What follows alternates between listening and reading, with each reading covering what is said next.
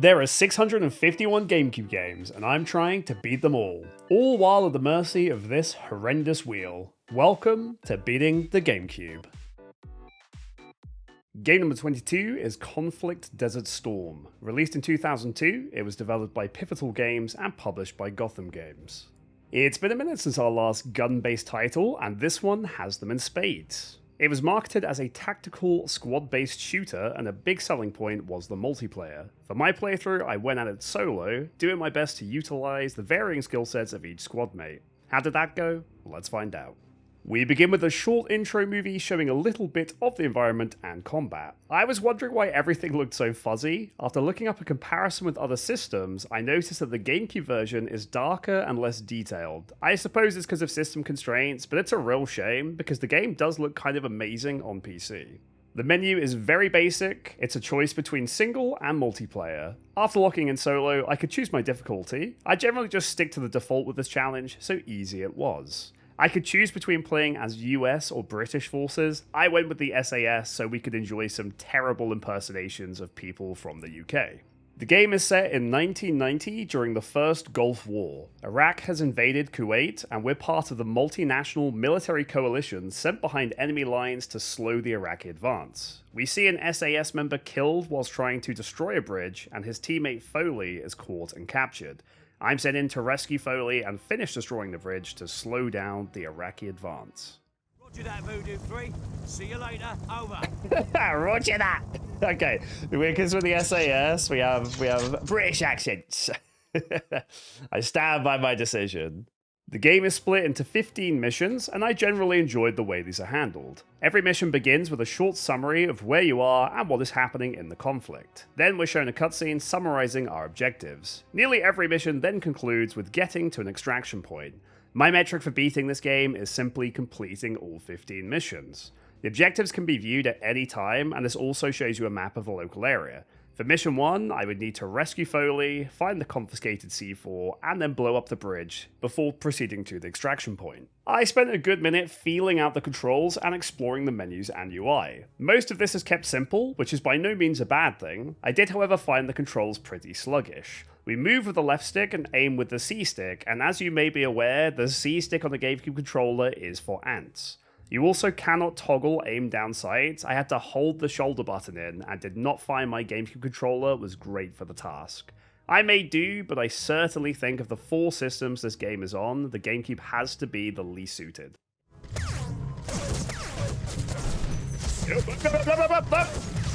Boys, we can talk about this.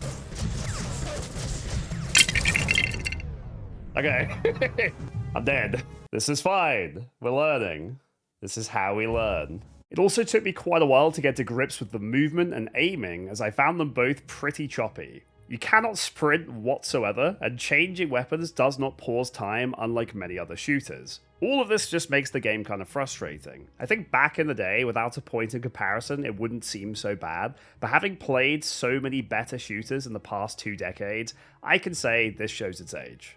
Funnily enough though, this first bit of the first mission was one of the most difficult parts of the game, simply because you only have one character. Bradley is your jack of all, master of none. He has a rifle, combat knife, frags, and stun grenades. He also has a decent number of health packs. You can scrounge for weapons and medkits by killing enemies or raiding their supplies, and the inventory system is pretty generous with the amount of stuff you can hold.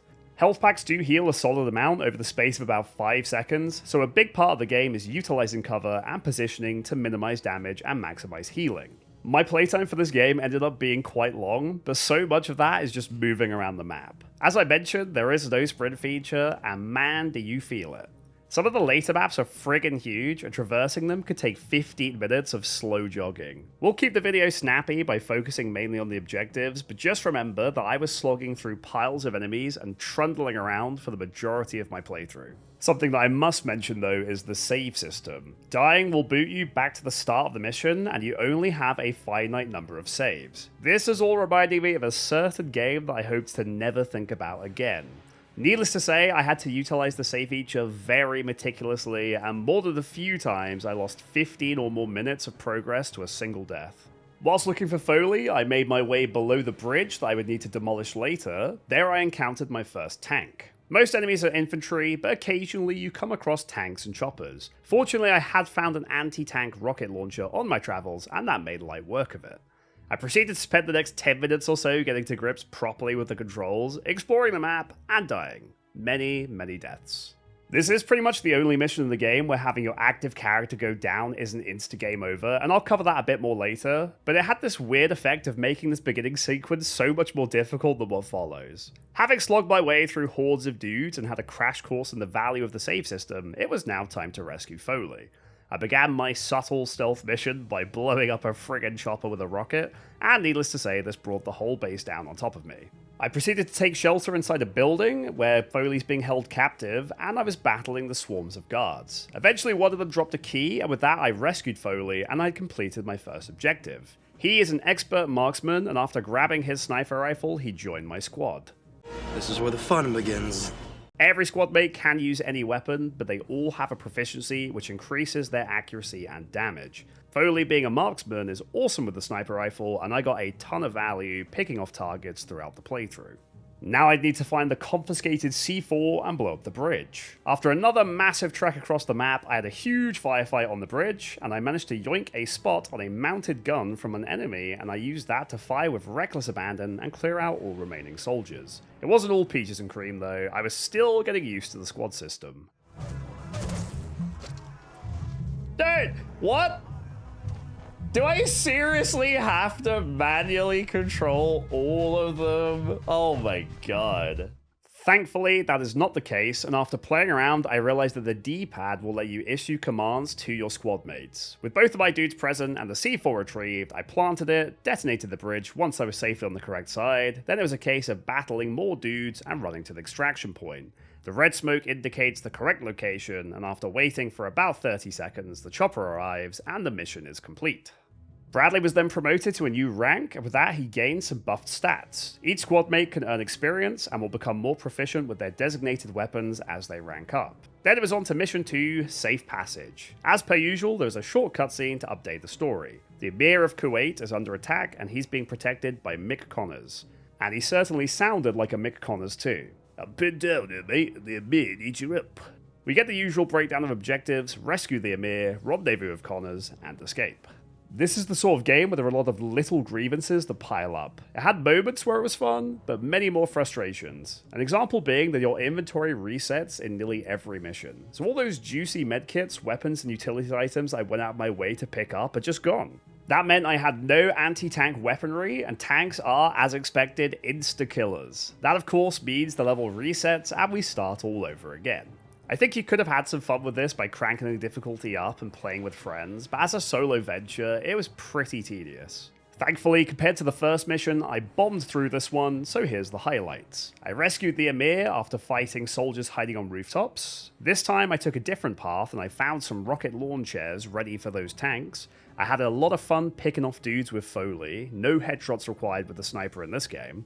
I got my revenge on that pesky tank with my freshly found rockets. Then I met up with Connors, who was absorbed into my command. He's a heavy weapon specialist who has increased damage with rockets and heavy machine guns. Needless to say, I used him a lot.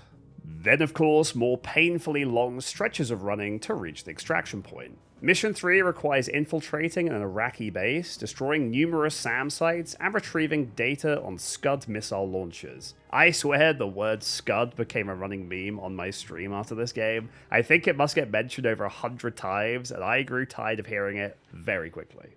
I was unceremoniously given my final squad member for this mission, no rescue required this time. His name is David Jones and he's our demolitions expert. He quickly became my go-to guy. He utilizes C4, anti-tank mines, and he gets bonuses on rockets, and he's just generally awesome. I must say, there is some fun to be had utilizing a full team. Each member has unique advantages, and setting up crossfires or advantageous angles for Foley to snipe from was probably the most enjoyable aspect of the game. I certainly think a full team of 4 in co-op could be a decent afternoon of entertainment. One mechanic that massively improves with more characters is death. Back when it was just Bradley, running out of health meant instant game over. Now that I have teammates though, if I go down, they'll start to slowly bleed out, and as long as you have a medkit on a non-downed character, you can heal them back up and they'll re-enter the fight. Jones is also the best medic too, so that's just another reason why he's my boy. There's quite an interesting system though for if you let a team member truly die, kind of Fire Emblem style, they'll be gone for the rest of the playthrough. They would then be replaced with a brand new operator who takes up their mantle. Spoiler alert here, but this never happened to me. Apparently if it does though, the new rookie will have none of the unlocked rank or proficiency upgrades, so it really is advisable to keep every man alive. Now that I've covered the mechanics in detail and my general feelings towards the game, I'll move a bit quicker through the rest of the playthrough. It's pretty remarkable looking back through the VODs of how little is actually noteworthy about this game. Each mission is roughly 25 minutes long, and at least 90% of that feels like it's just moving and shooting. Enemies don't even get much harder as you go. In a lot of games, things spice up as you progress. Maybe there'll be bigger dudes with miniguns, maybe there'll be armored units, or they'll have riot shields. Here it's just the same variation of generic soldiers for the whole thing. The only thing that makes it even slightly tricky is tanks and choppers. Those pose a real threat. Having cleared out the enemy base and destroyed each SAM site, I did the usual extraction, and I was on to mission 4. Jones received his first of many promotions and medals, and he was definitely the MVP of my runs. We were now entering Scud Territory. This mission centers around destroying a bunch of them, and boy do you hear that word a lot. All Scud, Scuds. This is an absolutely colossal map, and it's heavily saturated with enemies. This was the most tanks I'd encountered thus far, and that meant it was Connor's and Jones's time to shine. I think there was a tank or Scud every minute or so it's a good thing that I was given a generous supply of rocket launchers, anti-tank mines, and frag grenades. I must say though, this level is a cut above what I dealt with so far in difficulty. There were just so many vehicles to deal with. Oh, that tank's still alive. The hell? Dude, why do they all stack up like that? I shot that tank, what do you mean? Oh, I hadn't saved. It's really funny looking back at what a shambles this was. I spent most of this mission with at least one teammate bleeding out, and it was a comedy of errors trying to keep everyone alive whilst tanks rained hell down on me. Thankfully, I managed to pull it together, and it was back to blowing up Scuds. Scud, goose. After blowing those up and getting extracted, my whole team got promoted, and some of their proficiencies improved. At least murdering 50 tanks was good for something. Now, just in case you were worried that I'd blown up all the Scuds, fear not, this mission is called Scud Boulevard. We're so back. This one really is as simple as blowing up Scuds and reaching the rendezvous point. I'm pretty sure this was the quickest mission in the playthrough, barely clocking in at 10 minutes. There really isn't much to say. I shot some dudes, walked for miles, blew up some Scuds, and once that was done, I reached the point, and that was that. But wait, there's more. The next level is called Scud Alley. We're so back. All Scud. You're not gonna believe it, but this is the exact same thing. Blow up Scuds and escape. One thing that did catch me off guard though, is that there was no resupply. For the first time ever, I kept my inventory from the previous mission, and it just happened to be the one time where I'd already used all of my rockets and my best weapons. Typical. I really cannot do justice in this video of how thoroughly wrecked I got in this mission. It took me probably a dozen attempts taking all sorts of paths and approaches to try and sneak past the tanks. I had no consistent means of destroying them, and they essentially cheat and can see through terrain when it comes to shooting you. It was a slaughter.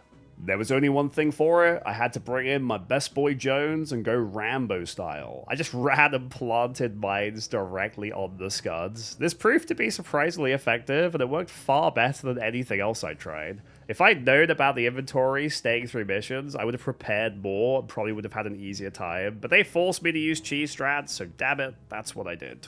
Eventually, even Jones was taken down, and that meant I had to do a rescue mission with the rest of the team. Just to illustrate for you how awful this game's maps feel, we'll show you some sped up footage of me making my way to rescue him. Why did they not add a sprint button, man? It's ridiculous how far you need to run with absolutely nothing happening half the time. Everything's just so brown and gross looking too. I was only 6 missions in and I'm already pretty bored of this drab landscape. Nevertheless, I did eventually retrieve Jones, and I got the whole team to the extraction site by slaloming between tanks. With that ordeal behind me, there were no more Scuds. Thank God, dude. By contrast, I actually found the next mission really cool. Crash and Burn may have been my favorite. Whilst returning to the base, our helicopter gets shot down and the pilot is heavily injured. A huge Iraqi force is closing in on our position, so I have to defend the crew until rescue arrives. Maybe it's just the sheer novelty of not playing a running simulator for 5 minutes, but defending a location was a good time in my book. There's a ton of enemies on you at all times, and it's a mixture of infantry and tanks. The fun came from really feeling like I was utilizing my whole squad. I had Foley picking off the infantry, Jones and Connors handling tanks, and then Bradley on covering fire. I was also trying to keep my limited medkits in stock, and that was a decent challenge. They mentioned in the brief that a rescue chopper would take 15 minutes to arrive, and I was really worried they meant real time. Thankfully, that's not the case, and it arrived in about 7. It does, however, take a frustratingly long time for the crew to get on board. At least 5 minutes, I would say. In that time, the co-pilot managed to get himself blown up by a tank, and that meant I failed the mission. Thankfully, I was wise to this game's shenanigans by now, and I'd used one of my very finite saves as soon as the chopper had arrived. It seemed extremely arbitrary when the game actually counted the mission as beaten, but otherwise this one was pretty good. Oh, this game, bro, what? The guy's dead on the floor, like, whatever. Experience increase. Next up was Patriotic Defense. Hell yeah, brother. We're pinned down in a town controlled by Iraqi forces, and we need to use Air Force support to clear them out. There isn't much to show with this one, it's just hordes of dudes charging at you for the most part. I inched my way forwards, and I got a ton of value with Connor's heavy machine gun. Bradley is the only one that can summon air support, and it's finite, so I needed to use it sparingly. There were still lots of tanks left after I ran out, but I got a bit creative with my boy Jones. Doop-a-doop-a-doop-a-doop-a-doo.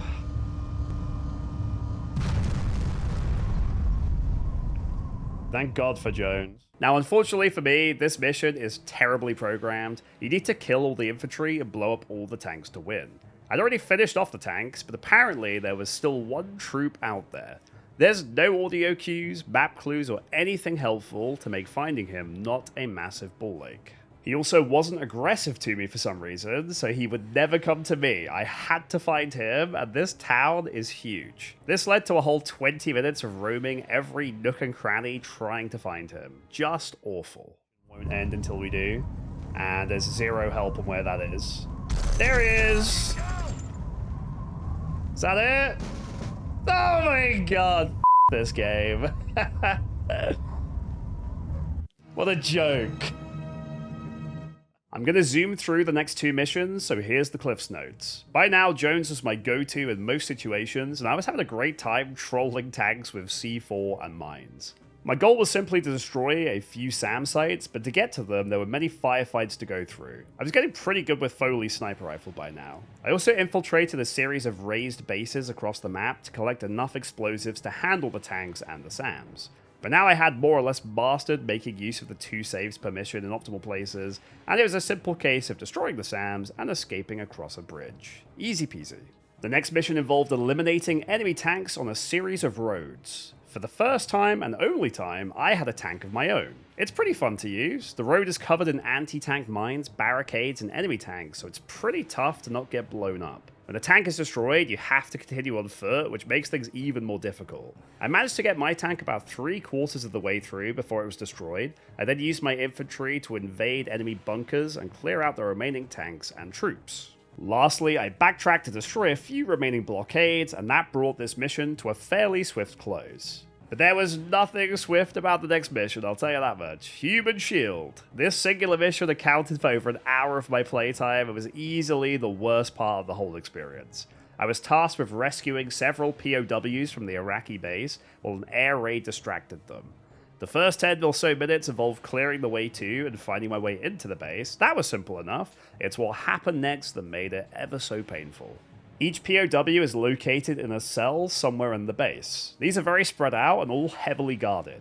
Once freed, they will flee to outside the base where they proceed to stand around like lemons. They can then be killed off camera by enemy reinforcements, and that instantly game overs the mission. And that happened quite a lot. This meant not only did I need to clear the base completely, I then need to periodically check in on the ones I'd rescued whilst trying to go deeper and save the next one. This was pain. Add to that, the final POW is held in a building guarded by a tank. However, not just any tank. This tank somehow is completely indestructible just because it's behind a thin wire fence. There was seriously no way to blow it up. Needless to say, this was a recipe for disaster. Unlike the cells, this last facility is huge, elaborate, and chock full of dudes. I managed to free the POW, who proceeded to trundle out at a snail's pace, and then the inevitable happened. We'll let him go ahead and see if the tank does anything or not. Yeah, it's doing something. Dude, how am I supposed to blow it up? It's behind a wall.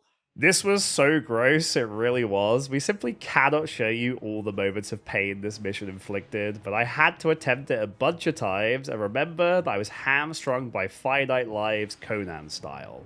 Eventually I got on the God Run, one POW left, and I was wily enough to use a smoke grenade against a Vincer tank, and that let the hostage get past safely. We're so close.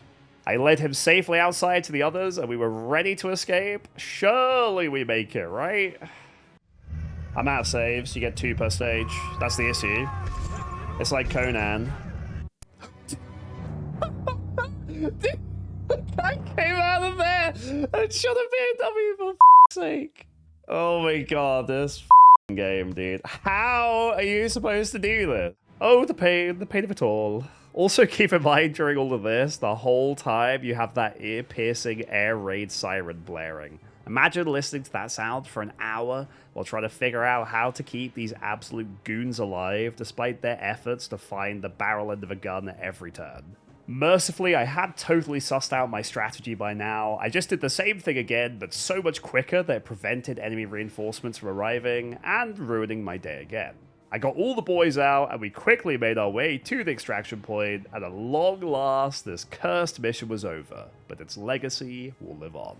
With that nightmare behind us, there's just 4 missions remaining, and I'm going to move at a clip through these. You've seen everything the game has to offer, and I really didn't encounter many issues from here. It was on to another 2-parter next, where we keep our supplies through the 2 missions. First up was On the Brink. I'm tasked with escorting Professor Franklin into a nuclear weapons facility to help him disarm an old Soviet WMD that the Iraqi forces are looking to use. This one was super easy, barely an inconvenience. The challenge is supposed to be keeping Franklin unharmed, but I just instruct him to hunker down so I could clear out each section, then come back for him. I eventually found a manhole, and that led us into the facility housing the WMD. The second part, Edge of Destruction, involves guiding Franklin to the WMD and letting him disarm it and destroying the enriched plutonium nearby.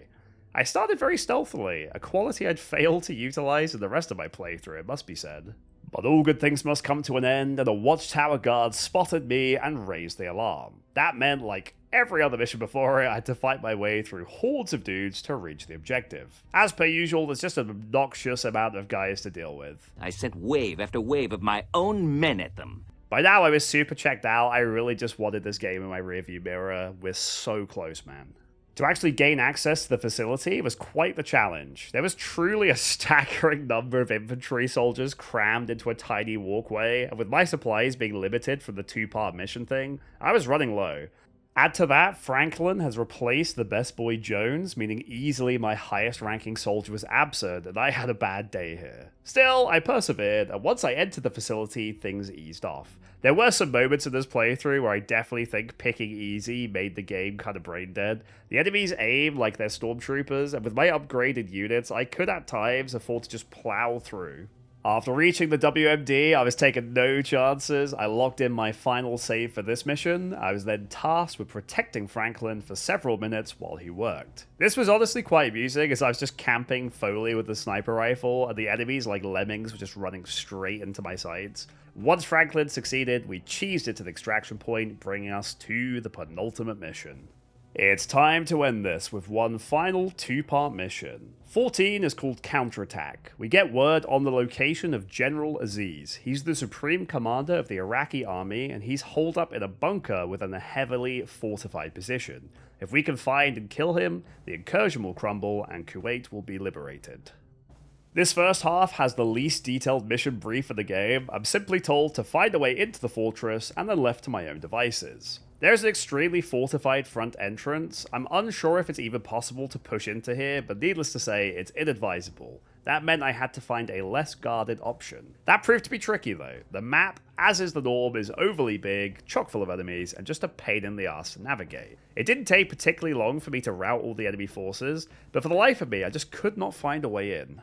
I spent a good 10 minutes roaming the map looking for a way in, but I was just lost. Eventually I did find it, but I still think it's pretty dumb. It's essentially just under the main entrance. I had to do a little loop-de-loop double back kind of deal to get onto a higher path and then sneak below the main bridge. After downing a chopper, I used some C4 to blow a gate off a portcullis kind of thing, and I made my way inside and to the final mission. Mission 15 is called Lights Out, and to complete it, I must delve deep into the fortress, blow up the SAM sites to enable friendly air support to enter the airspace, and then paint the general's bunker with a targeting laser, and once he is blown up, we beat this game. You have no idea how much I wish I could say that this final level was an absolute banger. I wish I could tell you that it made the whole game worth playing and it was a high-octane roller coaster. But my friends, this just isn't that sort of game. It's the exact same thing it's been for 7 hours, run through a brown landscape, shoot many men, be shot at by many men, blow up a thing, and repeat. It really does come down to just that. There's a reason why the two most memorable missions were defending the chopper and driving a tank. Those are the only ones that depart from that formula. But I digress. I very quickly made my way through the winding paths of the fortress, blew up the SAM site, and at long last, I located the general's bunker. That's a Roger for bunker buster delivery. I'm making my run in now. Over. Run, boys! Run! Let's go. Boys, what are you doing? Oh, they're safe. Infantry spotted. Escaping. Escape this.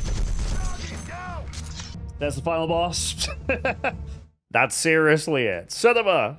For the final time, I needed to reach the extraction point, so I took what I suppose you could call a victory lap back through the fortress. Reached the smoke, and with that, I'd beaten this game.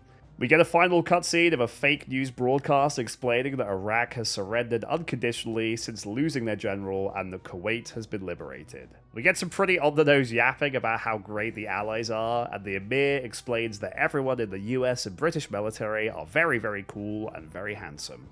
Weirdly enough, in place of credits, there's just a short montage of gameplay and then a couple of logo splashes for the publisher and the devs. Screw everyone else who worked on this game, I guess. But yeah, despite that unceremonious ending, I beat this game. And that concludes Conflict Desert Storm. It took me 7 hours and 30 minutes to beat, with so much of that just simply being moving around the map. I gave this a 7 for difficulty. There are some seriously tough missions, but there's also a lot of cheese strats available. I do think if I played on a harder difficulty, it probably would have been a 9 though. Enjoyment scored a 4. This game is the definition of fine. I wasn't miserable playing it, but I would never play it again. If you made it to the end, then please enjoy a sneak peek at what I'll be playing next time. I can't actually remember when we did this particular role on the stream, so I apologize, but game 23 is going to be Star Fox Assault. I didn't realize at the time that this is technically a sequel to Adventures, but there's so little overlap story-wise, we just ran with it. Don't forget to like and subscribe, and I will see you then. Bye-bye.